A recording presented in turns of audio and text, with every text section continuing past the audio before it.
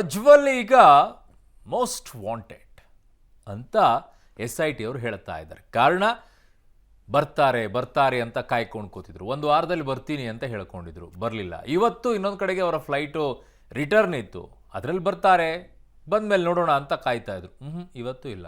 So ಹಾಗಿದ್ದಾಗ ಪ್ರಜ್ವಲ್ ಕೈ ಕೊಟ್ರಾ SITಗೆ ಅನ್ನುವಂಥ ಪ್ರಶ್ನೆ ಬರುತ್ತೆ. SITಗೆ ಈಗ ಮೋಸ್ಟ್ ವಾಂಟೆಡ್ ಕೈ ಕೊಟ್ಟಿರೋದು. ಇವತ್ತು ಬೆಂಗಳೂರಿಗೆ ಬರಲ್ಲ ಸಂಸದ ಪ್ರಜ್ವಲ್ ರೇವಣ್ಣ. ಸೊ ಜರ್ಮನಿಯ ಮ್ಯೂನಿಕ್ನಿಂದ ಹೊರಟಿದೆ ಲುಫ್ತಾನ್ಸಾ ಏರ್ಲೈನ್ಸ್. ಇವತ್ತು ಮಧ್ಯಾಹ್ನ 12:30 ಅಲ್ಲಿರುವಂಥ ಸಮಯ, ನಮ್ಮದ ಭಾರತದಾದರೆ 3:30 ಸಮಯ. ವಿಮಾನವನ್ನು ಹತ್ತಿಲ್ಲ ಅವರು. LH764 ವಿಮಾನದಲ್ಲಿ ಟಿಕೆಟ್ ಬುಕ್ಕನ್ನು ಮಾಡಿದರು. ಮುಂದುವರೆದಿದೆ ಈಗ ಸಂಸದ ಪ್ರಜ್ವಲ್ ರೇವಣ್ಣ ಅವರ ಕಣ್ಣ ಮುಚ್ಚಾಲೆ. 19 ದಿನಗಳಿಂದ ಭೂಗತರಾಗೇ ಇದ್ದಾರೆ ಸಂಸದ ಪ್ರಜ್ವಲ್ ರೇವಣ್ಣ. SITಗೆ ಈಗ ಮೋಸ್ಟ್ ವಾಂಟೆಡ್ ಪ್ರಜ್ವಲ್ ಕೈ ಕೊಟ್ಟಿದ್ದಾರೆ ಅಂತ ಹೇಳಿ SIT ಅವ್ರು ಕರೀತಾ ಇರೋದು ಅವ್ರು ಮೋಸ್ಟ್ ವಾಂಟೆಡ್ ಈಗ ಅಂತ ಹೇಳಿ. ಕಾರಣ 3 ಅತ್ಯಾಚಾರ ಪ್ರಕರಣ ದಾಖಲಾಗಿರೋದ್ರಿಂದ ಅವ್ರು ಬರ್ತಾರೆ, ನಾನೇ ಒಂದು ವಾರದಲ್ಲಿ ಬರ್ತೀನಿ, 7 ದಿನ ಸಮಯಾವಕಾಶ ಕೊಡಿ ಅಂತ ಹೇಳಿದರು. ಸರಿ ಆಯಿತು ಬನ್ನಿ ಅಂತೇಳಿ ಕಾಯ್ಕೊಂಡು ಕೂತಿದ್ರು SIT ಅವರು. ಅವಾಗಲೂ ಕೂಡ ಬರಲಿಲ್ಲ. ಅದಾದ ನಂತರ ಓಕೆ ಫ್ಲೈಟ್ ರಿಟರ್ನ್ ಡೇಟ್ ಇದೆಯಲ್ವ, ಅವಾಗಲಾದರೂ ಬರ್ತಾರೆ ಬಿಡಿ ಅಂತ ಕಾಯ್ಕೊಂಡು ಕೂತರು. ಇವತ್ತು ಕೂಡ ಅವರು ಫ್ಲೈಟನ್ನು ಅಲ್ಲಿಂದ ಹತ್ತಲಿಲ್ಲ. ಸೊ ಕ್ಯಾನ್ಸಲು ಕೂಡ ಮಾಡ್ಕೊಂಡಿರಲಿಲ್ಲ. ಹಾಗಾಗಿ ಇವತ್ತು ಬರಬಹುದು ಅನ್ನುವಂಥ ವಿಶ್ವಾಸ ನಂಬಿಕೆ SITಗಿತ್ತು. ಬಟ್ ಇವತ್ತು ಕೂಡ ಅವರು ವಾಪಸ್ ಬಂದಿಲ್ಲ.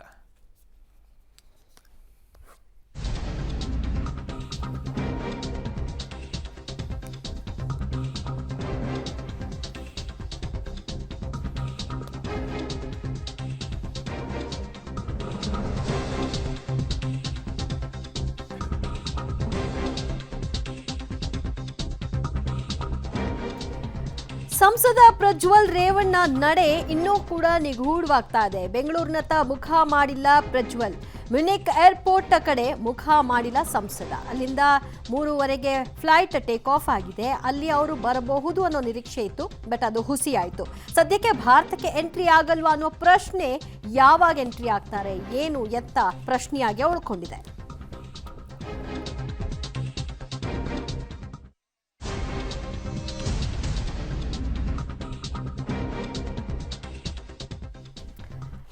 ಮೊದಲ ಹಂತದ ಚುನಾವಣೆ ಮುಗಿತಿದ್ದ ಹಾಗೆ ಅವತ್ತು ತಡರಾತ್ರಿಯೇ ಪ್ರಜ್ವಲ್ ರೇವಣ್ಣ ದೇಶ ಬಿಟ್ಟು ಹೋಗಿ ಜರ್ಮನಿಯಲ್ಲಿ ಸೆಟಲ್ ಆದ್ರು. ಅದಾದ ನಂತರದಲ್ಲಿ ಜರ್ಮನಿಯಲ್ಲಿದ್ದಾರಾ, ದುಬೈಯಲ್ಲಿದ್ದಾರಾ ಇತ್ಯಾದಿ ಪ್ರಶ್ನೆಗಳು ಮನೆ ಮಾಡ್ತು. ಇವತ್ತಿಗೆ ಕನ್ಫರ್ಮ್ ಆಯಿತು ಅವರು ಜರ್ಮನಿಯಲ್ಲೇ ಇರೋದು ಅಂತ.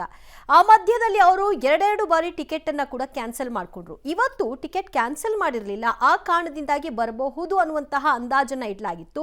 ಸೊ ಇಷ್ಟೆಲ್ಲ ಕಣ್ಣಾ ಮುಚ್ಚಾಲೆ ಆಡ್ತಾ ಇರುವಂತಹ ಪ್ರಜ್ವಲ್ ರೇವಣ್ಣ ವಿಚಾರಕ್ಕೆ ಸಂಬಂಧಪಟ್ಟ ಹಾಗೆ ಒಂದು ಸಂಪೂರ್ಣ ವರದಿ ಇದೆ, ನೋಡೋಣ. ಪ್ರಜ್ವಲ್ ರೇವಣ್ಣ ನಾಪತ್ತೆಯಾಗಿ ಇವತ್ತಿಗೆ 19ನೇ ದಿನ. 19ನೇ ದಿನ ಆದರೂ ಕೂಡ ಬೆಂಗಳೂರಿಗೆ ಪ್ರಜ್ವಲ್ ರೇವಣ್ಣ ವಾಪಸ್ ಬರ್ತಾರಾ ಇಲ್ವಾ ಅನ್ನೋದರ ಬಗ್ಗೆ ಸಾಕಷ್ಟು ಕುತೂಹಲವನ್ನು ಮೂಡಿಸಿರುವಂಥದ್ದು. ಅಕಸ್ಮಾತ್ ಏನಾದರೂ ಅವರು ಬರಲಿಲ್ಲ ಅಂದರೆ ಅವರನ್ನ ಬಂಧನ ಮಾಡಲಿಕ್ಕೆ SIT ಈಗಾಗಲೇ ರೆಡ್ ಕಾರ್ನರ್ ನೋಟಿಸನ್ನು ಕೊಡಲಿಕ್ಕೆ ತಯಾರಿಯನ್ನು ಮಾಡಿಕೊಂಡಿದೆ. ಜೊತೆಗೆ ಭೂಗತರಾಗಿ ಉಳ್ಕೊಳ್ತಾರಾ ಅನ್ನೋದ್ರ ಬಗ್ಗೆ ಅನುಮಾನಗಳು ಕೂಡ ಇರೋವಂಥದ್ದು.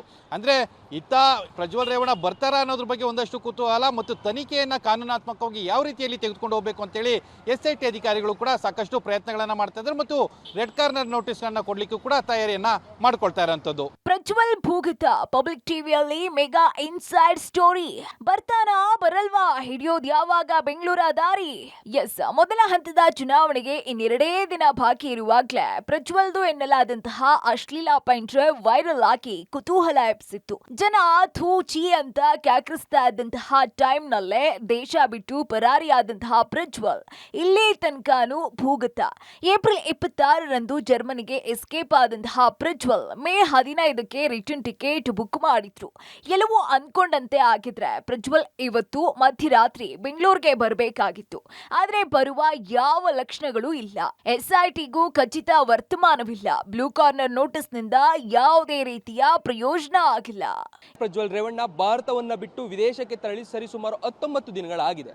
ಈಗಾಗಲೇ ಅವರನ್ನ ತನಿಖೆಗೆ ಹಾಜರಾಗಬೇಕು ಅಂತೇಳಿ SIT ಅಧಿಕಾರಿಗಳು ನೋಟಿಸನ್ನು ಹೊರಡಿಸಿದ್ರು ಕೂಡ 1 ವಾರಗಳ ಕಾಲ ಸಮಯಾವಕಾಶವನ್ನು ಕೇಳಿದಂತಹ ಪ್ರಜ್ವಲ್ ರೇವಣ್ಣ ಇನ್ನೂ ಕೂಡ ಹಾಜರಾಗಿಲ್ಲ. ಜೊತೆಗೆ ಅವರು ಎಲ್ಲಿದ್ದಾರೆ ಅನ್ನುವಂಥದ್ದು ಕೂಡ ಇನ್ನೂ ಪತ್ತೆ ಆಗ್ತಲ್ಲ. ಮತ್ತೊಂದು ಕಡೆ ವಿದೇಶಗಳಿಂದ ನೇರವಾಗಿ ವಾಪಸ್ ಬರುವಂಥ ನಿಟ್ಟಿನಲ್ಲಿ ಟಿಕೆಟ್ ಬುಕ್ ಆಗ್ತಾ ಇದೆ. ಬಟ್ ಆದರೆ ಅವರು ವಾಪಸ್ ಬರ್ತಾರಾ ಬರಲ್ವಾ ಅನ್ನುವಂಥದ್ದೇ ಸದ್ಯಕ್ಕಿರುವಂತಹ ಕುತೂಹಲ. ಈಗಾಗಲೇ SIT ಅಧಿಕಾರಿಗಳು ಕೂಡ ಬ್ಲೂ ಕಾರ್ನರ್ ನೋಟಿಸನ್ನು ಹೊರಡಿಸಿದ್ದು ಯಾವಾಗ ವಾಪಸ್ ಮರಳಿ ಬರ್ತಾರೆ ಅನ್ನೋದೇ ಸದ್ಯಕ್ಕಿರುವಂತಹ ಕುತೂಹಲ. ನಿಮಗಿದೆಯಾ? ಅಲ್ಲ, ಯಾರಿಗಿದೆ ಮಾಹಿತಿ?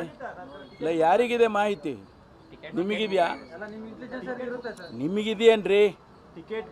ನಿಮಗಿದ್ರೆ ಹೇಳಿ. ಮಾಹಿತಿ ಇದೆ ಅಂದರೆ ಯಾರಿಗಿದೆ? ನಿಮಗಿದೆಯಾ? ನಾನು ಹೇಳಿ ಅಲ್ಲ, ಯಾವ್ದು ಇದೆಯಾ? ಟಿಕೆಟ್ ಬುಕ್ ಆಗಿರೋ ಮಾಹಿತಿ ನಿಮ್ಮ ಹತ್ರ ಇದೆಯಾ? ಎಲ್ಲೆಲ್ಲ ಹೇಳಿಯಪ್ಪ, ಇದ್ರೆ ಹೇಳಿ, ನಮಗೆ ಸಹಾಯ ಆಗುತ್ತೆ. ಸುಮ್ಮನೆ ಹೇಳ್ಬಾರ್ದು.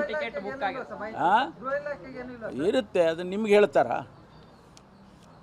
ಅವರು ತನಿಖೆ ನಡೆಯುವಾಗ ಅವ್ರು ಯಾವ ವಿಷಯ ಹೇಳಬೇಕು, ಯಾವ ವಿಷಯ ಹೇಳಬಾರ್ದು, ಅದನ್ನು ಸಾರ್ವಜನಿಕ ವಲಯಕ್ಕೆ ಯಾವುದು ಬರ್ಬೋದು, ಯಾವುದು ಇರಬಾರ್ದು ಅಂತ ಹೇಳ್ತಾರೆ. ನಿಮಗೆ ಗೊತ್ತಿದ್ರೆ ನೀವು ಹೇಳಿದರೆ ಸಹಾಯ ಆಗುತ್ತೆ. ಅದಕ್ಕೆ ನಾನು ಕೇಳಿದ್ದು, ನಿಮ್ಗೇನಾರ ಗೊತ್ತಿದ್ರೆ ಹೇಳಿಯಪ್ಪ, ಸಹಾಯ ಆಗುತ್ತೆ. ಇಂಟೆಲಿಜೆನ್ಸ್ನವ್ರಿಗೆ ಗೊತ್ತಿರಲ್ಲ, ಬೇರೆಯವ್ರಿಗೆ ಗೊತ್ತಿರುತ್ತೆ. ಅಂಥ ಟೈಮ್ನಲ್ಲಿ ಅದನ್ನು ಹೇಳಿದರೆ ಸಹಾಯ ಆಗುತ್ತೆ. 2 ವಾರದ ಮಟ್ಟಿಗೆ ಜರ್ಮನಿಗೆ ಹೋಗಿದ್ದ ಪ್ರಜ್ವಲ್, 2 ವಾರದ ಬಳಿಕ ಬರ್ತೀನಿ ಎಂದು ಹೋಗಿದ್ದ ಪ್ರಜ್ವಲ್, ಎಸ್ಐಟಿ ವಿಚಾರಣೆಗೂ ವಾರದ ಕಾಲಾವಕಾಶ ಕೇಳಿದ್ದ ಪ್ರಜ್ವಲ್, ಟ್ವೀಟ್ ಮಾಡಿ ವಿಚಾರಣೆಗೆ ಹಾಜರಾಗ್ತೀನಿ ಎಂದಿದ್ದ ಪ್ರಜ್ವಲ್.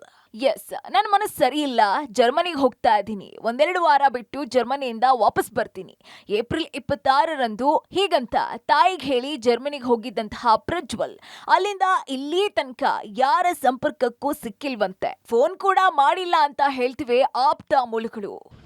ಯಾಕೆ ಹೋದರು, ಏನಕ್ಕೆ ಹೋದರು, ಯಾವಾಗ ಬರ್ತಾರೆ, ಯಾವಾಗ ಬರಲ್ಲ, ಇದು ಯಾರಿಗೂ ಅದು ಸುದ್ದಿ ಸುಳಿವು ಇಲ್ಲ. ಅವ್ರಿಗೆ ಇಲ್ಲ ಅಂದಮೇಲೆ ನಮ್ಗಳಿಗೆ ಹೆಂಗೆ ಗೊತ್ತಾಯ್ತದೆ? ವಿಚಾರ ಗೊತ್ತಿಲ್ಲ. ಅದು ಯಾವುದು ಅಮ್ಮ ಸುಳ್ಳು ಹೇಳೋಕ್ಕಾಗಲ್ಲ. ಅವ್ರ ಮನೆಯವ್ರಿಗೂ ಗೊತ್ತಿಲ್ಲ, ನಮಗೂ ಕೂಡ ಗೊತ್ತಿಲ್ಲ. ಸರ್ಕಾರನೇ ಈಗ ಮಾಡ್ತಾ ಇದ್ದಾರಲ್ಲ ಅವರೇ, 196 ರಾಜ್ಯಗಳಿಗೂ ದೇಶಗಳಿಗೂ red card, blue card, red card. Blue ಕಾರ್ಡನ್ನು ಬಿಟ್ಟಿದ್ದಾರೆ, ಅದರಿಂದ ಅದ್ರ ಮೂಲಕ ಹಿಡಿತಾರೆ ಅಂತಕ್ಕಂಥದ್ದನ್ನು ನೋಡಿದ್ವಿ ಪೇಪರ್.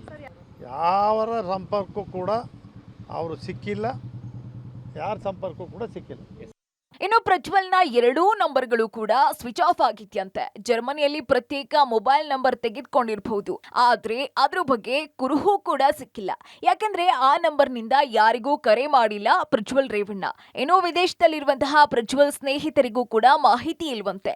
ರೇವಣ್ಣ ಜೈಲಿಗೆ ಹೋದ ವೇಳೆಯಲ್ಲೂ ಕೂಡ ಮನೆಯವರಿಗೆ ಪ್ರಜ್ವಲ್ ಕರೆ ಮಾಡಿಲ್ಲ ಅಂತ ಹೇಳಲಾಗ್ತಾ ಇದೆ. ಇನ್ನು ನಿನ್ನೆ ರೇವಣ್ಣ ರಿಲೀಸ್ ಆದ ನಂತರವೂ ಕೂಡ ಸಂಪರ್ಕಕ್ಕೆ ಸಿಕ್ಕಿಲ್ವಂತೆ. ಏಪ್ರಿಲ್ 26ರ ಸಂಜೆಯಿಂದಲೂ ಕೂಡ ಪ್ರಜ್ವಲ್ ಕಾಣ್ತಾ ಇಲ್ಲ. ಪ್ರಜ್ವಲ್ ಜರ್ಮನಿಗೆ ಹೋಗಿದ್ದಾರೆ ಅನ್ನುವಂತಹ ಮಾಹಿತಿಗಳಿದ್ದಾವೆ. ಆದರೆ ಈಗ ಸಿಗ್ತಾ ಇರುವಂತಹ ಮಾಹಿತಿಗಳ ಪ್ರಕಾರವಾಗಿ ಪ್ರಜ್ವಲ್ ತನ್ನ ಬಳಿ ಇದ್ದಂತಹ 2 ನಂಬರ್ಗಳನ್ನು ಕೂಡ ಸ್ವಿಚ್ ಆಫ್ ಮಾಡಿರುವಂಥದ್ದು. ಅಲ್ಲಿಗೆ ಬಹುತೇಕ ಜರ್ಮನಿಯಲ್ಲಿ ಹೊಸ ನಂಬರನ್ನು ತೆಗೆದುಕೊಂಡಿರ್ಬೋದು. ಆ ಹೊಸ ನಂಬರಿಂದಲೂ ಕೂಡ ತನ್ನ ಕುಟುಂಬಸ್ಥರ ಯಾರಿಗೂ ಕೂಡ, ತನ್ನ ತಂದೆ ತಾಯಿಗಿರ್ಬೋದು ಅಥವಾ ತನ್ನ ಸಹೋದರರಿಗಿರ್ಬೋದು, ಯಾರಿಗೂ ಕೂಡ ಒಂದೇ ಒಂದು ಕರೆಯನ್ನು ಕೂಡ ಮಾಡಿಲ್ಲ. ಯಾಕಂದರೆ SIT ಅವರು ತನ್ನ ತಂದೆ ತಾಯಿಯ ನಂಬರ್ಗಳನ್ನು ವಾಚ್ ಮಾಡ್ತಾ ಇರ್ತಾರೆ ಅನ್ನುವಂಥದ್ದು ಒಂದು ಜ್ಞಾನ ಪ್ರಜ್ವಲ್ಗೆ ಇದ್ದಂತಿದೆ. ಹಾಗಾಗಿ ಅಲ್ಲಿಂದ ತನ್ನ ಹೊಸ ನಂಬರಿಂದಲೂ ಕೂಡ ತನ್ನ ತಂದೆ ತಾಯಿಯನ್ನು ಸಂಪರ್ಕ ಮಾಡುವಂತಹ ಕೆಲಸವನ್ನು ಮಾಡ್ತಾ ಇಲ್ಲ. ಜೊತೆಗೆ ಪ್ರಜ್ವಲ್ಗೆ ವಿದೇಶದಲ್ಲಿರುವಂಥ ಸ್ನೇಹಿತರ ಸಂಪರ್ಕವನ್ನು ಕೂಡ ಅವರ ಕುಟುಂಬಸ್ಥರು ಮಾಡಿದ್ದಾರೆ. ಅವರಿಗೂ ಕೂಡ ಪ್ರಜ್ವಲ ಬಗ್ಗೆ ಯಾವುದೇ ರೀತಿಯಂಥ ಮಾಹಿತಿಗಳು ಸಿಗ್ತಾ ಇಲ್ಲ. ಇನ್ನು ಜರ್ಮನಿ ಬಿಟ್ಟು ಬೇರೆ ದೇಶಕ್ಕೇನಾದ್ರೂ ಪ್ರಜ್ವಲ್ ರೇವಣ್ಣ ಹೋಗಿದ್ರು ಕೂಡ SITಗೆ ಮಾಹಿತಿ ಸಿಗ್ತಾ ಇತ್ತು. ಜರ್ಮನಿಯಲ್ಲೇ ಇರಬಹುದು, ಆದ್ರೆ ಜರ್ಮನಿಯ ಯಾವ ನಗರದಲ್ಲಿ ಇದ್ದಾರೆ ಅಂತ ಗೊತ್ತಿಲ್ಲ.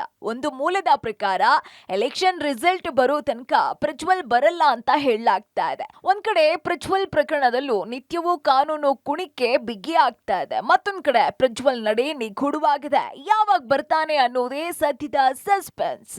Bureau report, public TV. ಮತ್ತಷ್ಟು ಮಾಹಿತಿ ಕೊಡ್ತಾರೆ ನಮ್ಮ ಪ್ರತಿನಿಧಿ ಉಮೇಶ. ಒಬ್ಬ ಸಂಸದನಾಗಿ ತನ್ನ ವಿರುದ್ಧವಾಗಿ ಬಂದಿರುವಂತಹ ಆರೋಪವನ್ನು ಫೇಸ್ ಮಾಡಲಾರ್ದೆ ಎಲ್ಲೋ ತಲೆ ಮರೆಸ್ಕೊಂಡಿರ್ತಾರೆ ಅಂದ್ರೆ ಏನು ಹೇಳಬೇಕು? ಯಾರ ಸಂಪರ್ಕಕ್ಕೂ ಇಲ್ಲ ಅಂತಾರೆ, ಅವರ ಪರ ವಕೀಲರ ಸಂಪರ್ಕಕ್ಕೂ ಇಲ್ವಾ ಅವರು? ದಿವ್ಯ ಜೊತೆ ವಕೀಲರು ಸಂಪರ್ಕಕ್ಕೂ ಇಲ್ಲ ಅನ್ನೋದ್ರ ಬಗ್ಗೆ ಅವರು ಕೂಡ ಸ್ಪಷ್ಟಪಡಿಸಿರುವಂಥದ್ದು. ಒಂದು ಕಡೆ ಅವರ ಕುಟುಂಬಕ್ಕೂ ಕೂಡ ಯಾರನ್ನೇ ಪ್ರಶ್ನೆ ಮಾಡಿದ್ರು ಕೂಡ ಪ್ರಜ್ವಲ್ ರೇವಣ್ಣ ಎಲ್ಲಿದ್ದಾನೆ ಅನ್ನೋದ್ರ ಬಗ್ಗೆ ಯಾರಿಗೂ ಕೂಡ ಮಾಹಿತಿ ಇಲ್ಲ. ಅವ್ರು ಎಲ್ಲೋಗಿದ್ದಾರೆ ಅನ್ನೋದು ಗೊತ್ತಿಲ್ಲ ಅನ್ನೋ ಮಾತುಗಳು ಮಾತ್ರ ಹೇಳ್ತಾ ಇರುವಂಥದ್ದು. ಪ್ರಕರಣ ಏನು ವರದಿಯಾಗಿ ಸುಮಾರು 19 ದಿನಗಳ ಕಾಲ ಕಳೆದಿರುವಂಥದ್ದು. ಕಳೆದ 26ನೇ ತಾರೀಕು ತಡರಾತ್ರಿ ಅವರು ಜರ್ಮನಿಗೆ ಹೋಗಿದ್ದಂಥದ್ದು. ಅಲ್ಲಿಂದ 5 ಬಾರಿ ಟಿಕೆಟ್ ಬುಕ್ ಮಾಡ್ತಾರೆ ಬೆಂಗಳೂರಿಗೆ ಬರಬೇಕು ಅಂತ. ಈ ಮಾಹಿತಿ ಇರುತ್ತೆ. SIT ಅಧಿಕಾರಿಗಳು ಕೂಡ ಎಲ್ಲ ಏರ್ಪೋರ್ಟ್ಗಳಲ್ಲೂ ಕೂಡ ಅವರ ಬಂಧನಕ್ಕೆ ಬಿಗಿ ಪೊಲೀಸ್ ಬಂದೋಬಸ್ತು ಸಿದ್ಧತೆ ಕೂಡ ಮಾಡ್ಕೊಂಡಿದ್ರು. ಆದರೆ ಎಲ್ಲ ಕೊನೆ ಸಂದರ್ಭದಲ್ಲೂ ಕೂಡ ಟಿಕೆಟ್ಗಳನ್ನ ಕ್ಯಾನ್ಸಲ್ ಮಾಡಿರುವಂಥದ್ದು. ಇವತ್ತು ಅವರೇ ಕಳೆದ 19 ದಿನಗಳ ಹಿಂದೆಯೇ ಇದನ್ನ ಟಿಕೆಟ್ ಬುಕ್ ಮಾಡಿದ್ರು. ಅಂದರೆ ಇವತ್ತಿಗೆ ಟಿಕೆಟ್ ಇವತ್ತು 3:30 ಸುಮಾರಿಗೆ ಬೆಂಗಳೂರಿಗೆ ಬರೋಕ್ಕೆ ಟಿಕೆಟ್ ಬುಕ್ ಮಾಡಿದ್ರು. ಅಧಿಕಾರಿಗಳು ಕೂಡ ಅದ್ರ ಬಗ್ಗೆ ಒಂದು ಖಚಿತ ಮಾಹಿತಿ ಇತ್ತು. ಅಂದರೆ ಕಳೆದ 5-6 ಸಾರಿ ಕ್ಯಾನ್ಸಲ್ ಆಗಿದೆ, ಈ ಬಾರಿ ಕೊನೆಯ ಸಂದರ್ಭದಲ್ಲೂ ಕೂಡ ಟಿಕೆಟ್ ಕ್ಯಾನ್ಸಲ್ ಆಗಿಲ್ಲ. ಹಾಗಾಗಿ ಇವತ್ತಾದರೂ ಬರ್ತಾರೆ ಅನ್ನೋ ನಿರೀಕ್ಷೆಯಲ್ಲಿದ್ದರು.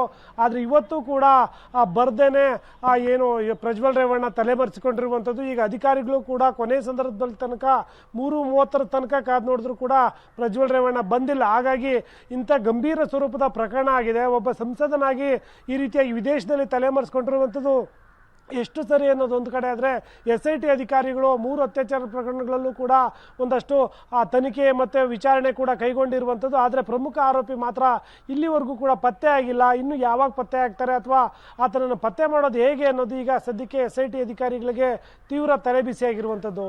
ದಿವ್ಯ ಜ್ಯೋತಿ. ಥ್ಯಾಂಕ್ ಯು ಉಮೇಶ್ ನಿಮ್ಮೆಲ್ಲ ಮಾಹಿತಿಗೆ.